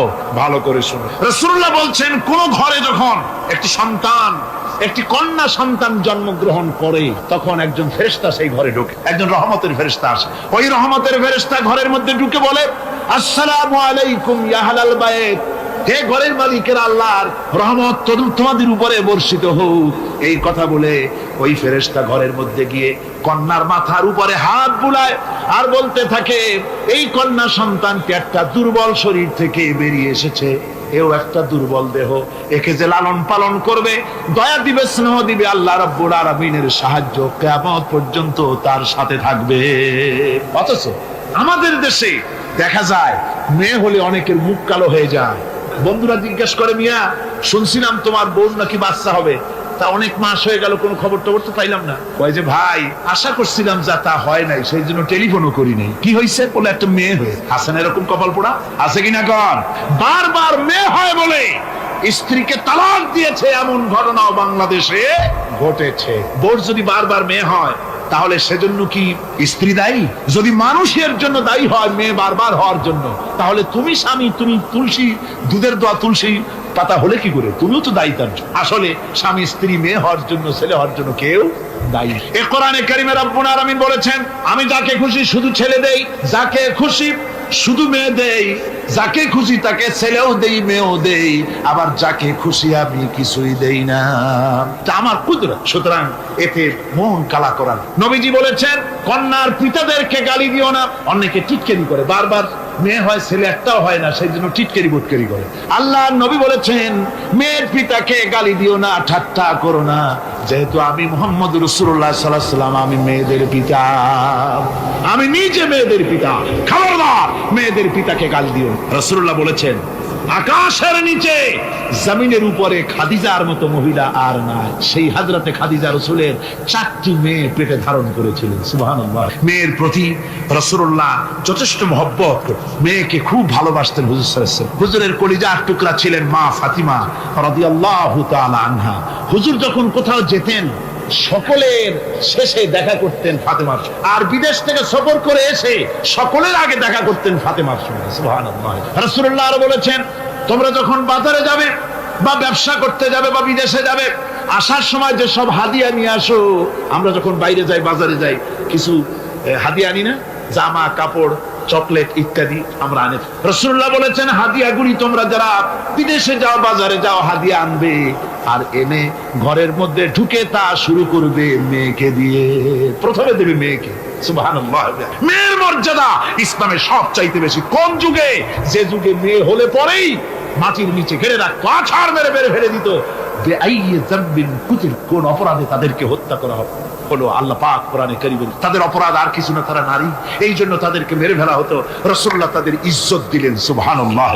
রাসূলুল্লাহ সম্মান দিলেন, ইজ্জত দিলেন তাদের। কন্যা হিসাবে নারীর এই মর্যাদা। ফাতেমাকে রাসূল এত ভালোবাসতেন, ইন্তেকালের সময় হযরত ফাতেমা কাঁদতে কাঁদতে বেহুশ হয়ে যাওয়ার উপক্রম হয়ে গেল। রাসূলুল্লাহ হযরত ফাতেমাকে ইশারা দিলেন। হযরত ফাতেমা তার কান নিয়ে রাসূলুল্লাহর বুকের কাছে লাগাই দিলেন। আল্লাহর নবী কি যেন বললেন কানে কানে। হযরত ফাতেমার কান্না বন্ধ হয়ে গেল।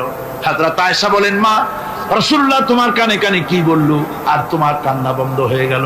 হযরত ফাতেমা বলেন, ইয়া আম্মা জান, আমার আব্বা আমার কানে কানে বললো, মা ফাতেমা তুই কাঁদিস না, তোর কান্না আমার বরদাস্ত হয় না, তোমাকে কাঁদতে হবে না।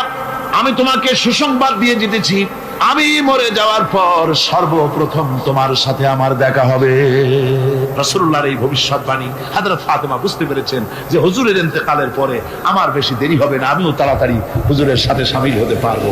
হুজুরের ইন্তেকালের 6 মাস পরেই হযরত ফাতেমা রাদিয়াল্লাহু তাআলা আনহা ইন্তেকাল করেছে। কন্যা হিসেবে নারীর মর্যাদা ইসলাম অনেক অনেক গুণে বাড়িয়ে। এই কন্যা শিশু, কৈশোর, যৌবন পেরিয়ে যখন যৌবনে তার বিয়ে হয়ে যায়, আল্লাহ রাব্বুল আলামিন তখন বলেন, ওয়া মিন আয়াতিহি আন খালাকা লাকুম মিন আনফুসিকুম আজওয়াজান লিতাসকুনু ইলাইহা ওয়া জাআলা বাইনাকুম মাওয়াদ্দাতান ওয়া রাহমা। আল্লাহ পাক বলেন, আমার নিদর্শনের ভিতরে এটিও একটি নিদর্শন যে আমি তোমাদের থেকে তোমাদের জোড়া তৈরি করেছি, তোমাদের স্ত্রীদেরকে তৈরি করেছি, তোমাদের সাথে তোমাদের স্ত্রীর ভালোবাসা সৃষ্টি করেছি, মহব্বত সৃষ্টি করেছি। এই মহব্বত আমি আল্লাহ তৈরি করেছি। আর যখন বুড়ো হয়ে যায় মানুষ, স্বামী স্ত্রী যখন বুড়ার বুড়ি হয়, তখন আর ভালোবাসা থাকে না, তখন ওই ভালোবাসা সহৃদয়তার করুণায় আমি আল্লাহ পরিণত করে দেই। বুড়ার জন্য তখন বুড়ি ছাড়া আর উপায় নাই, বুড়িরও আর বুড়া ছাড়া উপায় নাই। তখন ভালোবাসা কোনো বিশেষ কোনো লক্ষ্য নিয়ে ভালোবাসা নয়, তখন একের উপরে অন্য একদম নির্ভরশীল হয়ে পড়ে। আল্লাহ পাক বলেন, এই অবস্থা আমি আল্লাহ সৃষ্টি করে দেই। সুবহানাল্লাহ। আল্লাহ পাক বলছেন, নারীদের উপরে, নারীদের সাথে, স্ত্রীদের সাথে ভালো ব্যবহার করো। তার কোনো ব্যাপারে যদি মনটা তোমার কখনো খারাপ হয়, কোরআন শরীফের মধ্যে আল্লাহ পাক বলে দিয়েছেন পরিষ্কার করে যে কখনো তার সাথে খারাপ ব্যবহার করো না। যদি কখনো মন খারাপ হয়, তাহলে চূড়ান্ত কোনো সিদ্ধান্ত নিতে যেও না, বরং তোমার জীবনে ওই স্ত্রীর অনেক অবদান আছে, সেসব কথা মনে করে এই সামান্য কিছু ভুলে যাও। আল্লাহ চান স্বামী স্ত্রীর মহব্বত টিকে থাকুক। আল্লাহ পাকের কাছে তালাক হচ্ছে ঘৃণিত, সবচাইতে ঘৃণিত হালাল হচ্ছে দুইটা, একটা হচ্ছে ভিক্ষাবৃত্তি আর একটা হচ্ছে তালাক। আল্লাহ পাক নারীকে বলেছেন, নারী আর পুরুষকে বলেছেন যে তোমরা হচ্ছে হুন্না লিবাসুল লাকুম ওয়া আনতুম লিবাসুল লাহুন, তোমরা পরস্পরের জন্য পোশাক পরিচ্ছদের মতো অঙ্গাঅঙ্গি ভাবে একের উপরে অপরের পরিপূর্ণ অধিকার তোমাদের রয়েছে। এই অধিকারের ভিত্তিতে, ভালোবাসার ভিত্তিতে জীবন গড়ার জন্য আল্লাহ পাক বলেছেন। তারপরে তার অর্থনৈতিক অধিকার তাকে দিয়েছে। আল্লাহ পাক মহারানাকে ফরজ করে দিয়েছেন। মহারানা কি করেছেন? ফরজ করে দিয়ে, মহারানা ফরজ। এই ফরজকে একটা ট্র্যাডিশন হিসেবে গ্রহণ করা হয়। বড় লোকেরা শোনায়, মেয়ের বিয়ে কত, বিয়েতে মহারানা কত হয়েছে, বলে যে 11,07,373 টাকা 75 পয়সা। আদায় করে না মোটেও, বিরাট একটা অঙ্ক শুনাই দিল মানুষদের। আমার ভাইয়েরা জেনে রাখুন, মহারানা তো বাঁধতে হবে ফরজ, মহারানা আদায় করতে হবে। এই মহারানার টাকা যদি আদায় করা না হয়, স্ত্রী যদি স্বেচ্ছায় স্বামীকে মহারানা মাফ করে না দেয়, তাহলে কিয়ামতের দিন আল্লাহর দরবারে ওই স্বামীকে জিনাকারীর কাতারে দাঁড়াতে হবে। জোরে বলেন নাউজুবিল্লাহ। মহারানার টাকা আপনি দিয়ে দিবেন। ওই মহারানার টাকা দিয়ে স্ত্রী যদি লক্ষ কোটি কোটি টাকার মালিক হয় ব্যবসা করে, তারপরেও স্ত্রীর সুখ শান্তি, রোগ শোক, খাওয়া পড়া সবকিছুর দায় দায়িত্ব কার? স্বামী। সুবহানাল্লাহ। নারীর অধিকার কত বেশি ইসলাম দিয়ে। একটা মহিলা নির্বাচিত কলাম একটা বই লিখেছে, আমি ওই মহিলার নাম নিতে চাই না, আমার ঘৃণা করে। এই মহিলা লিখেছে যে রাসূলুল্লাহ বলেছেন পৃথিবীর সমস্ত জিনিস হচ্ছে ভোগের সামগ্রী, তার মধ্যে শ্রেষ্ঠ ভোগের সামগ্রী হচ্ছে নারী। নাউযুবিল্লাহি মিন যালিক। এমন কথা রাসূল বলেন। রাসূল বলেছেন আদ-দুনিয়া কুল্লুহা মাতাউন ওয়া খায়রুল মাতাউদ দুনিয়া ইমরাতুস সালিহা। হুজুর বলেছেন পৃথিবীর সবকিছুই সম্পদ, এই সম্পদের মধ্যে শ্রেষ্ঠ সম্পদ হচ্ছে ন্যায়পরায়ণা নারী, সচ্চরিত্রা নারী, শ্রেষ্ঠ সম্পদ, নিয়ামত। আর সেইটারে বানাইছে ভোগের। আয়াত হাদিস তার ইচ্ছে মতো ব্যাখ্যা করেছে। সে লিখেছে যে এতদিন পুরুষ নারীকে ধর্ষণ করেছে, নারীদের কি হলো? তোমরাও পুরুষ ধর্ষণ করো। নাউজুবিল্লাহ পড়ে। এ আবার সরকারি চাকরি করে, তারপরেও মুসলমান দেশে এই শয়তানের চাকরিও থাকে। নাউজুবিল্লাহ পড়ে। আশ্চর্য কথা। আমি জানতে পেরেছি এই মহিলা অনেকগুলি স্বামী কর্তৃক পরিত্যক্তা, সেই জন্য পুরুষের উপরে তার দারুণ ঘৃণা, পুরুষের উপরে তার দারুণ ঘৃণা, ধর্মের উপরে তার দারুণ ঘৃণা। সে এখন কমিউনিস্টদের একটা বাছাই করা একটা লাঠি, এটা দিয়ে কোরআন হাদিসের অপব্যাখ্যা করে করে এগুলি সে করে যাচ্ছে নির্বিঘ্নে। সরকার কোনো কথা বলছে, সরকার যে কথা বলছে না, এর জবাব সরকারকে দিতে হবে, আল্লাহর কাছে দিতে হবে, কোনো সন্দেহ নাই। আল্লাহকে গালি দেওয়া হচ্ছে, নবীকে গালি দেওয়া হচ্ছে, রসুলকে গালি দেওয়া হচ্ছে, বেহেশতকে গালি দেওয়া হচ্ছে, অথচ সরকার একটা নাটকের মধ্যে আরবি পড়া নিষেধ করা হচ্ছে। আমি প্রথম দিন বলেছি কি জানি নাটকের নাম, বারান্দা।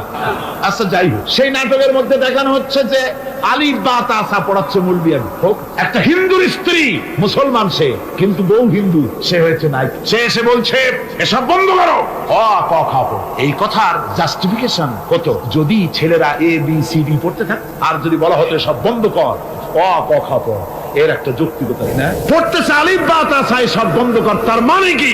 আলিফ বা তা সা হলো কোরআন, এর মানে কি? কোরআন। সুতরাং টেলিভিশনের মাধ্যমে কোরআনকে বন্ধ করার চেষ্টা চালাচ্ছে ভারতের গোলামেরা। সরকার চুপ করে থাকছে, সরকার নীরব। এর জবাব সরকারকে পেতে হবে, এড়াতে পারবে না। সুতরাং বলতেছিলাম নারীর অধিকার প্রতিষ্ঠিত করেছে ইসলাম। কে করেছে? ইসলাম বলেছে মহারানার টাকা আদায় করছে। সেই মহারানার টাকা আদায় করা হলো না, এখন উল্টা, এখন মহারানা আদায় করে পুরুষেরা। সেটার নাম কি? যৌতুক। কন্যা পক্ষের কাছের থেকে যৌতুক নামে কৌতুক করে। ছেলে যখন ম্যাট্রিক পাস করে তখন ছেলের পিতা এতটুকুন হাক, যখন বিএ পাস করে এতটা করে, যখন এমএ পাস করে ছেলের বাবা তখন হাঙ্গরের মতো এতটা হাক। যত টাকা খরচ হয়েছে মেয়ের বাপের কাছ থেকে কড়ায় গন্ডায় উসুল করে নেবে। তারপরে ছেলে আর মেয়ের বিবাহ ঘটায় দেয়, মাঝখানে ওরা কি করে? ঘটক। এই ঘটক ঘটকালি। অমুকের ছেলে ইঞ্জিনিয়ার, খুব ভালো ছেলে, দারুণ ভালো। বলে কত ভালো? থানায় খুব রিপোর্ট আছে, যাই দেখো, খুব ভালো ছেলে। তা কি লাগবে? কালার টেলিভিশন লাগবে 10টা, তারপরে পাজেরো জিপ লাগবে, 14 লক্ষ টাকা ক্যাশ লাগবে, আবুধাবিতে চাকরি লাগবে, ওয়াশিংটন ডিসিতে বাড়ি করে দেওয়া লাগবে। মানে মেয়ে জন্ম দিয়ে মেয়ের বাপ এমন পাপ করছে যে এটা চালাতে গিয়া ছেলের বাপেরে তার 14 গোষ্ঠীর স্বাদ মিটাই দিতে হবে। এমন ছোট লোক, এমনই ছোট লোক কন্যার পিতার কাছ থেকে চাইয়ে চাইয়ে আদায় করে নেয়। এর চাইতে ভিক্ষুক, এর চাইতে খয়রাতি, এর চাইতে ছোট লোক আর কেউ হতে লজ্জা করা উচিত, স্মরণ করা উচিত, মনে করা উচিত ওই লোক তো তার কলিজার টুকরাটাই আমাকে দিয়ে দিল। 16 বছর 20 বছর লালন পালন করে কলিজার টুকরা মেয়েটাই তো আমাকে দিয়ে দিচ্ছে, আবার টেলিভিশন চাই কেন? ঘটক যা কন্ট্রাক্ট করলো, যদি তার থেকে কিছু কম হয় বিয়া ভাঙ্গে যায়, তাহলে বোঝা গেল কি মেয়ে বিয়ে করলো না টেলিভিশন বিয়ে করলো? তাহলে মেয়েটে বাদ দিয়ে টেলিভিশন কিনে তাই নিয়ে ঘুমাও। নাউজুবিল্লাহি মিন যালিক। কপাল পোড়া মুসলমান। অমুসলমান যৌতুক মুসলমানদের জন্য দাবি করে আদায় করে নেওয়া জায়েজ নাই। আপনারা আমাকে জবাব দেন, শূকরের মাংস খাওয়া মুসলমানের জন্য কি? পায়খানা খাওয়া মুসলমানের জন্য কি? মনে রাখুন, শূকরের মাংস আর পায়খানা খাওয়া মুসলমানদের জন্য যেমন হারাম, যৌতুকের একটা সুতা দাবি করে আদায় করা ঠিক সেরকম হারাম। চিটাগং এবং চট্টগ্রামের বাইরের থেকে আগত মুসলমানেরা, আমি জিজ্ঞেস করতে চাই, যাদের ছেলে আছে যৌতুক নামের এই অপদার্থ কৌতুক মানবতার সাথে এই প্রহসন আদায় করে দাবি করে যৌতুকের টাকা গ্রহণ করার মতো শুকরের মাংস পায়খানা আপনারা খাবেন? জোরে বলেন খাবেন? যারা ছেলের পিতা আছেন কোরআনের মাহফিলে হাত উঁচু করে আমাকে দেখাতে হবে, কন্যা পক্ষের কাছ থেকে দাবি করে একটা সুতা আদায় করবেন না। কারা তারা হাত উঁচু করে দেখা, হাত উঁচু করে রাখতে হবে। আলহামদুলিল্লাহ, হাত নামান, হাত নামান। আমি বলেছিলাম ছেলেদের পিতারা হাত তুলবে, কিন্তু বাচ্চা ছেলেরাও হাত তুলে ফেলেছে। অসুবিধা নাই, সব শিশুরা ঘুমিয়ে আছে, কি জানি লক্ষ পিতা লক্ষ শিশু ঘুমিয়ে আছে, হ্যাঁ সব শিশুদের অন্তরে। কাজী এই শিশুরাই একদিন পিতা হবে, তখন যেন আল্লাহ এই ওয়াদাটা তাদের মনে করায় দেন। জোরে কোন আমিন, জোরে বলেন আমিন। আপনাদের জানা মতে যদি যৌতুক কেউ আদায় করে টের পান, সালাম দিবেন না, তার সঙ্গে সামাজিক বয়কট করবেন, যেহেতু সে নারী নির্যাতনকারী। ঠিক কিনা বলেন? মা বোনেরা সম্মানের পাত্র, তাদেরকে বিয়ে করবেন সম্মান দিয়ে। আপনি টাকা দিয়ে বিয়ে করবেন, আপনাকে পয়সা দেওয়া হবে কেন? শ্বশুর যদি ইচ্ছে করে আপনাকে একটা কলম দেয়, শেরওয়ানি কাপড় দেয়, আবার থালাবাটি গড়ি দিতে হবে, তুমি কি খয়রাতি? সম্মান থাকা উচিত, পার্সোনালিটি থাকা উচিত। শ্বশুরের টাকা দিয়ে বড়াই করবে, শ্বশুরের টাকা দিয়ে বাড়ি করবা, চাকরি করবা, লজ্জা করে না মুসলমান? নারী জাতির সম্মান আল্লাহ দিয়েছেন। কে দিয়েছেন? স্ত্রীকে রাসূলুল্লাহ কত ভালোবাসতেন। আল্লাহর নবী বলেছেন, আমার কাছে তিনটা জিনিস প্রিয়, একটা হচ্ছে সুগন্ধি, একটা হচ্ছে নামাজ, আর একটা হচ্ছে স্ত্রী। সুবহান, স্ত্রী আমার কাছে প্রিয়। হুজুর বলেছেন, তোমাদের মধ্যে সেই ব্যক্তি উত্তম যে ব্যক্তি তার স্ত্রীর কাছে উত্তম। আমি আমার স্ত্রীদের কাছে উত্তম ব্যক্তি। সুবহানাল্লাহ। রাসূলুল্লাহ স্ত্রীকে কত ভালোবাসতেন। বিশ্বনবী রাজনৈতিক কর্মকাণ্ড চালাচ্ছেন, যুদ্ধের দামামা বাজতেছে, চতুর্দিকে কত অশান্তি, সবকিছু চলছে, স্ত্রীর হক আদায় করতে ভুলে যান। রাতের বেলায় হযরত আয়েশার বয়স কম, তাকে নিয়ে রাসূলুল্লাহ একটু সুযোগ পেয়ে বলছেন, আয়েশা সব তো ঘুমিয়ে, চলো আমরা একটু দৌড়াই। ওই যে দূরে একটা জিনিস দেখা যায়, দৌড় দাও, দেখি কে আগে যায়। দুজনে দৌড় প্রতিযোগিতা করলেন। দৌড় প্রতিযোগিতায় হযরত আয়েশা ফার্স্ট হলেন, হুজুর পিছনে পড়ে। হযরত আয়েশা খুব আনন্দ করলেন যে আপনি কিন্তু আমার সাথে দৌড়ে পারলেন। পরবর্তী কিছু কাল যাওয়ার পর হযরত আয়েশা বলেন, হুজুর আজকে আবার বললেন যে চলো আয়েশা একটু দৌড়াই। হযরত আয়েশা বলছেন যে সেদিনের তুলনায় আমার শরীর একটু, আমি মুটিয়ে গেছি, শরীরটি স্থূল হয়েছে। আমি আজকে দৌড়ালাম কিন্তু পারলাম না, রাসূল আগে চলে গেলেন। আমি হাঁপাতে হাঁপাতে যখন হুজুরের কাছে চলে গেছি, হুজুর তখন মুস্কি হেসে আমাকে বললেন, আয়েশা ওই সেই দিনের জবাব আজকে দিয়ে দিলাম। সুবহানাল্লাহি বিহামদিহি, সুবহানাল্লাহি বিহামদিহি। বিশ্ব নবী কত বড় আদর্শ বিশ্ব মানবতার জন্য। তিনি বলেছেন, আরাফাতের ময়দানে রাসূলুল্লাহ বলেছেন, তোমরা যেমন পড়বে তোমার স্ত্রীদেরকে তেমন পড়াবে, তোমরা যেমন খাবে তোমার স্ত্রীদেরকে তেমন খাওয়াবে। স্ট্যান্ডার্ড মেনটেন করবে। তুমি ভালো দামের কাপড় পরবে, স্ত্রীকে খারাপ দিবে তা নয়। অধিকার দুজনেরই সমান, স্বামী এবং স্ত্রী সমান অধিকার। কিন্তু আমরা তা বুঝতে পারি না, বুঝতে চাই না। আমরা অনেকে মনে করেছি বিয়ে যখন করছি তখন আমি তো নওয়াবজাদা নসরুল্লাহ খান, আর বউ তো কেনা দাসী। না, সে কিন্তু দাসী, তার মর্যাদা আছে, তার সম্মান আছে, তার সম্মান আপনাকে দিতে হবে। রাসূলুল্লাহ দিয়েছেন, আপনাকে রান্না বান্না হতে দেরি হয়, কত গালাগালি শুনতে হয় নারী। আল্লাহর নবীর স্ত্রী হযরত আয়েশা বলেছেন, আল্লাহর নবী কাজ করে, মানুষের সঙ্গে কথা বলে, রাষ্ট্রীয় দায়িত্ব পালন করে ঘরের ভিতরে এসে যখন দেখেছেন রান্না হতে দেরি আছে, রাসূলুল্লাহ বিরক্ত হন নাই, ভুরু কুঞ্চিত করেন নাই, চোখ মোটা করেন নাই, আমাকে কোনো কথা শোনার নাই, বরং আমার কাছে বসে রান্নায় আমাকে সহযোগিতা করেছে। সুবহানাল্লাহ। এই হলো আল্লাহর রাসূল, এই হলো বিশ্ব নবী। স্ত্রীর সঙ্গে কি মহব্বত! সুবহানাল্লাহ। হুজুর মহব্বত করতেন স্ত্রীদেরকে। রাসূলুল্লাহর ঘরে দৌলত ছিল না, কিন্তু মহব্বত দিয়ে ভরা ছিল ঘরটা।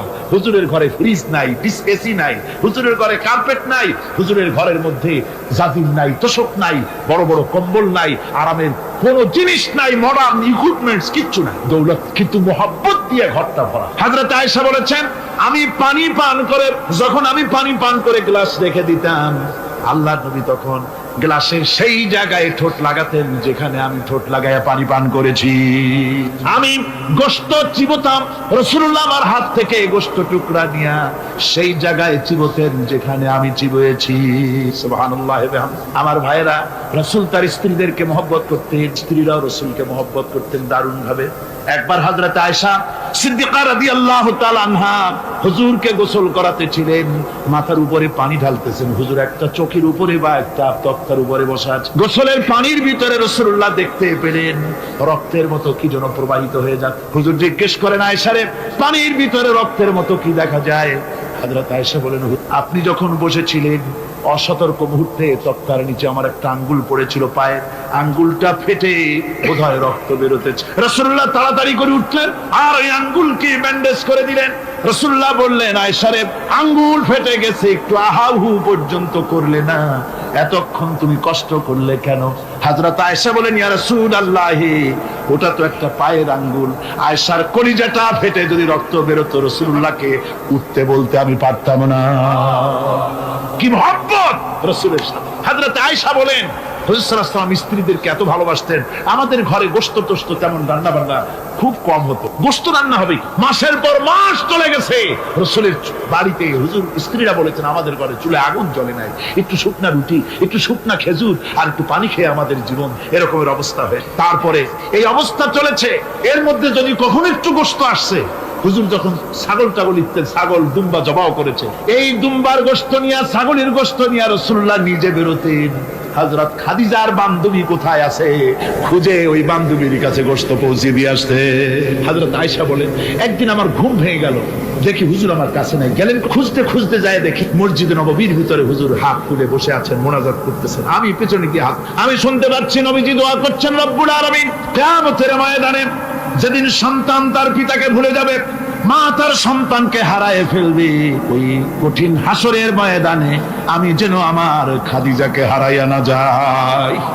মুনাজাতের শেষে হযরত আয়েশা বলেন, ইয়া রাসূলুল্লাহ, খাদিজার কথা আপনার এত কেন বারবার মনে পড়ে?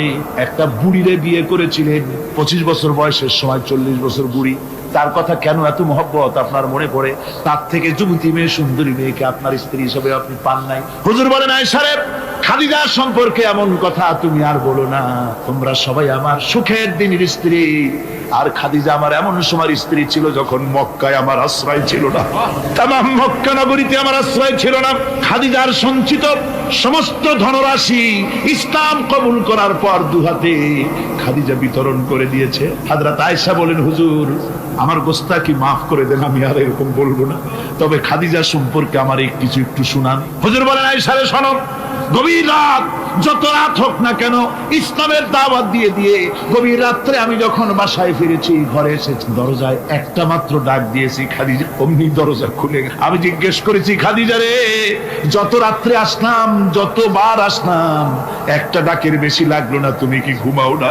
হযরতে খাদিজা বলেছেন, ইয়া রাসূলুল্লাহ, আমার মনের ভিতরে ভয় থাকে, আল্লাহর রাসূল দ্বীনের খেদমতে বাইরে আছেন, আমি যদি আরামে বিছানায় ঘুমায় থাকি আর নবীজি দরজার কাছে দাঁড়ায় আমারে ডাকাডাকি করবেন, উঠতে যদি দেরি হয়ে যায় নবীজির সঙ্গে বেয়াদবি হয়ে যাবে, এই মনে করে আপনি না আসা পর্যন্ত দরজার সাথে পিঠ লাগাই আমি দাঁড়াইয়া দাঁড়াইয়া ঘুমাই। আমার ভাইরা, হযরতে খাদিজার ইজ্জত স্বয়ং আল্লাহ দিয়েছেন। কে দিয়েছেন? হাদিস শরীফে এসেছে, রাসূলুল্লাহ জাবালে নূরে বসা, গারে হেরার ভিতরে বসা, হযরতে জিবরাইল রাসূলুল্লাহর সঙ্গে কথা বলতেছেন। একটু পরে হযরতে জিবরাইল বলেন, ইয়া রাসূলুল্লাহ, আমি আর এখানে বসবো না, আমি এখন আমি দেখতে পাচ্ছি খাদিজা আসতেছে আপনার জন্য খাবার নিয়ে। খাদিজা যখন আপনার কাছে পৌঁছে যাবে, আপনি খাদিজাকে শোনায় দিবেন আল্লাহ রাব্বুল আলামিন খাদিজাকে সালাম জানাইছে। সুবহানাল্লাহ। রাসূলুল্লাহর কাছে হযরতে খাদিজা যখন আসলেন, হুজুর বললেন, খাদিজা আজকে তোমার জন্য দারুণ সুখবর। বলে কি? বলে আল্লাহ পাক, জিবরাইল কেবল উঠে গেল আমার কাছ থেকে, জিবরাইল বলে গেল আল্লাহ তোমাকে সালাম বলেছে। হযরত খাদিজা কেঁদে ফেললেন, বললেন, ইয়া রাসূলুল্লাহ, আমার নারী জন্ম সার্থক, আল্লাহ আমাকে সালাম বলেছে, এর জবাব কেমনে দিতে হয় হুজুর আমি তো জানি না, আপনি আমার পক্ষ থেকে আল্লাহর সালাম কিভাবে দেওয়া লাগে আপনি দিয়ে দিন, আমি তো বুঝি না কেমনে আল্লাহর সালামের জবাব। হুজুর বললেন, খাদিজা শুধু আল্লাহ নয়, জিবরাইলও তোমাকে সালাম বলে গেছে। হযরতে খাদিজা বললেন, হযরত জিবরাইলকে আমার সালামের জবাবটা ওয়ালাইকুম আসসালাম বলে। হযরত খাদিজার এই মর্যাদা ছিল। আমার ভাইরা, রাসূল পাক সাল্লাল্লাহু আলাইহি ওয়াসাল্লাম এভাবে মহব্বত করেছেন স্ত্রীদেরকে। সুতরাং স্বামী স্ত্রীর মহব্বত আল্লাহর জান্নাতি নিয়ামত। কি নিয়ামত? যে ঘরের মধ্যে স্বামী স্ত্রীর মধ্যে মিল মহব্বত আছে, এটা বেহেশতের মতো, আর যেখানে মিল মহব্বত নাই, এটা জাহান্নামের মতো। ঠিক কি? সুতরাং মহব্বত করুন, বেশি বেশি স্যাক্রিফাইস করুন, বেশি বেশি স্যাক্রিফাইস। নারীদের ব্যাপারে বলা হয়েছে, পুরুষকে বলা হয়েছে অধিকার আদায় করো, সব ব্যাপারে সমান অধিকার। কিন্তু নারীকে একটা ব্যাপারে বলা হয়েছে, নারী শোনো, পুরুষের মর্যাদা তোমার চাইতে আল্লাহ রাব্বুল আলামিন বেশি দিয়েছেন। আর রিজালু কাওয়ামুনা আলান নিসা, নারীদের উপরে পুরুষের প্রাধান্য আল্লাহ পাক দান করেছেন। একজন সাহাবী বলেছিলেন, ইয়া রাসূলুল্লাহ, জঙ্গলি উট দেখলাম আপনার পায়ের উপরে সেজদায় পড়ে গেল, আপনি যদি আমাদেরকে অনুমতি দিতেন না আপনাকে আমরা সেজদা করতাম।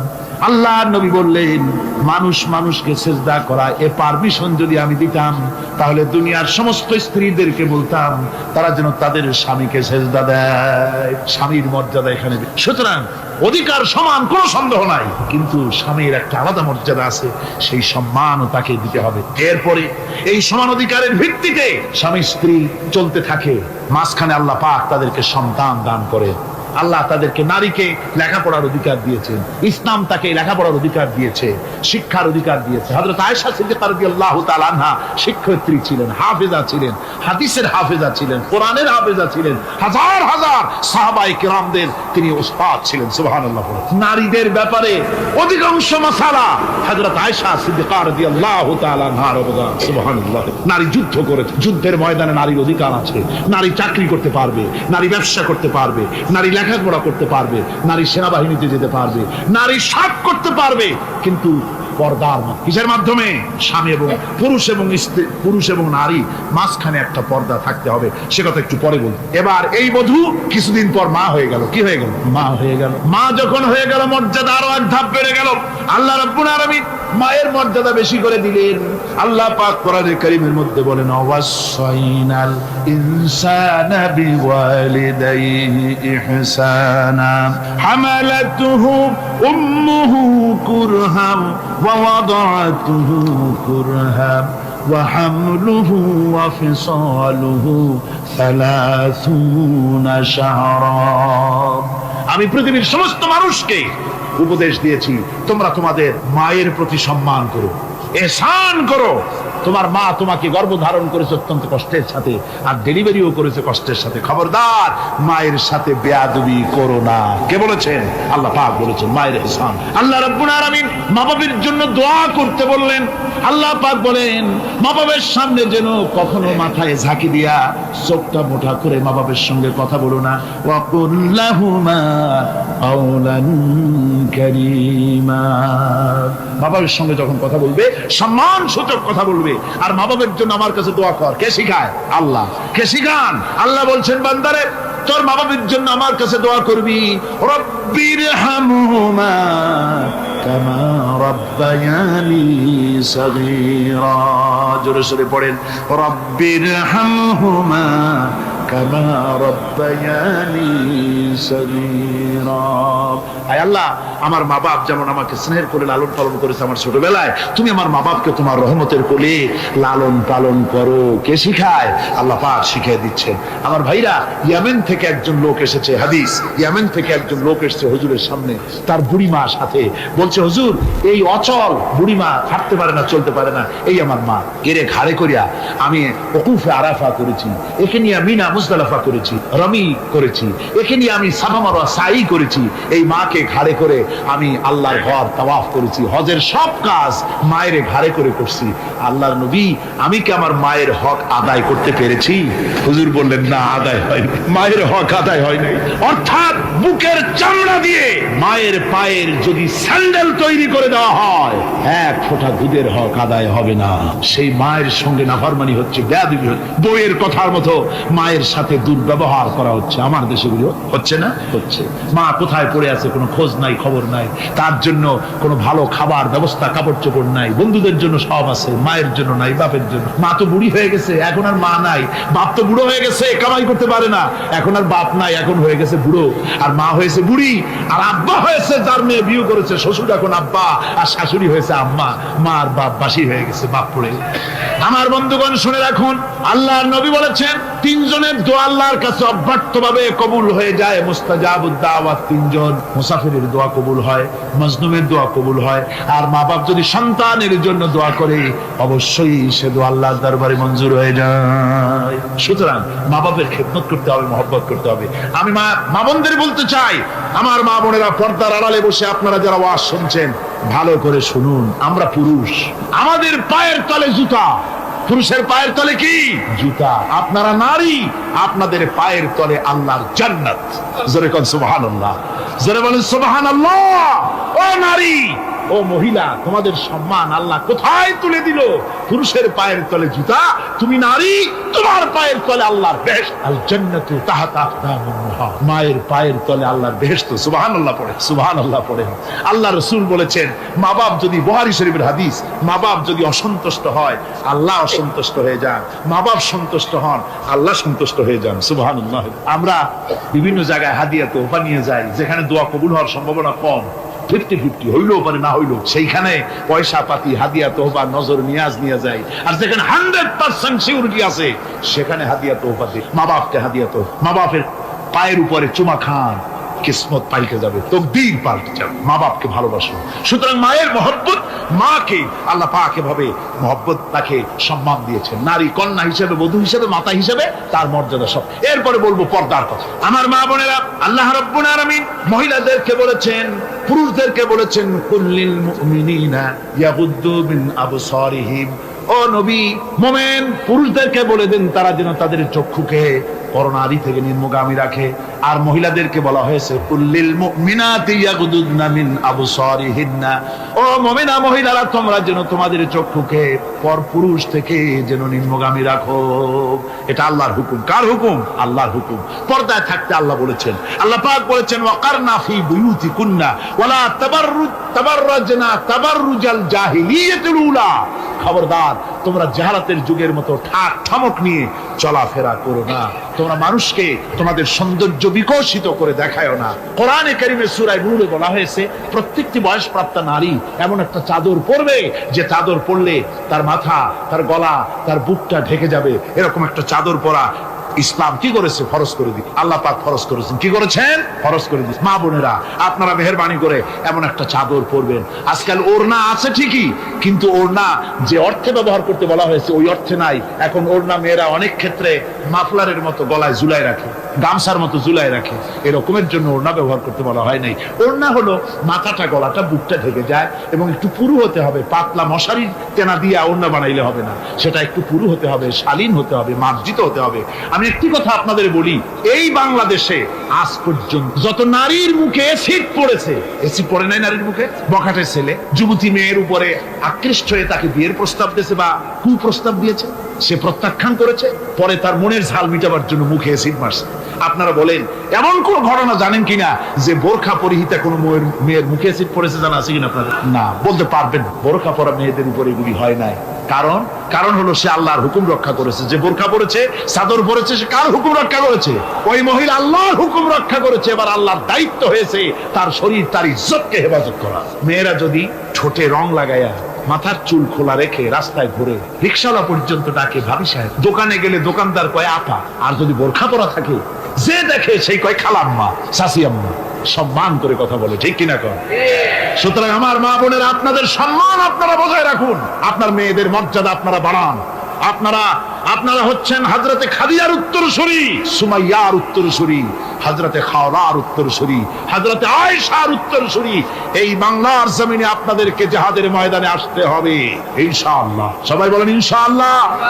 পুরুষের পাশাপাশি বাংলাদেশেও মহিলারা বোরখা পরিহিতা হয়ে আল্লাহর দ্বীন কায়েমের জন্য যদি প্রয়োজন হয়, হাজার হাজার মহিলা রাস্তায় মিছিলে বের হবে ইনশাআল্লাহ। সময় আসতে তরুণ, যুবক, মা বোন সবাইকে এই জিহাদে অংশগ্রহণ করতে হবে।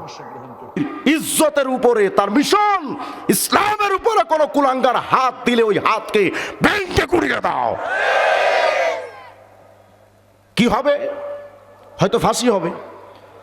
গত স্বৈরাচার সরকারের আমলে আমাকে স্বরাষ্ট্রমন্ত্রী আসাদুজ্জামান কামাল আমাকে ডাকলো ডিআইজি মাহবুব সাহেবের মাধ্যমে। আমাকে ডেকে বলা হলো, আপনি হিজবুত তাওহীদের বিরুদ্ধে কথা বলতে পারবেন না। বললাম কেন? বলে তারা একটা সংগঠন, আপনি তাদের বিরুদ্ধে কেন কথা বলবেন? আমি বললাম, তারা আলাদা সংগঠন, ধর্ম নাম দিতে পারে, কিন্তু ইসলামের নাম ব্যবহার করে ইসলামের অপব্যাখ্যা করতে পারে না। আপনাদের যশোরে কি হিজবুত তাওহীদ নাই? আর বলেন আছে না নাই?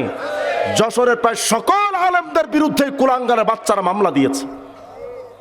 কথা কয় না? আমাকে বলা হলো হিজবুত তাওহীদের বিরুদ্ধে আপনি কথা বলতে পারবেন না।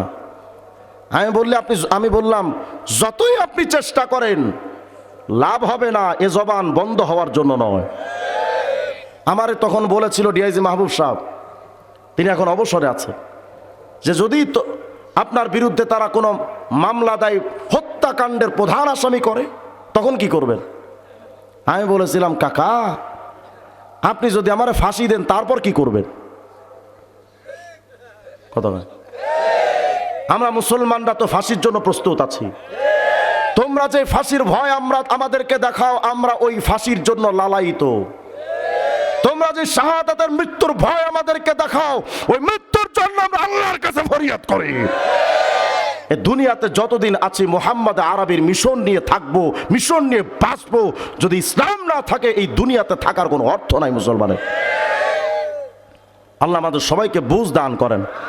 তাহলে শেষ কথা, হুজুরের অপমান যেই কুলাঙ্গার করবে তার সাথে আমাদের কোনো সম্পর্ক থাকবে? তার বিরুদ্ধে অবস্থান নেওয়ার জন্য প্রস্তুত থাকবো তো ইনশাআল্লাহ। আল্লাহ আমাদের সবাইকে আশিকে রাসূল বানান। ফলাফল কি হবে? ইসলামের প্রতি যদি আপনার আমার মহব্বতের সামান্য ছিটে পড়া থাকে কি হবে?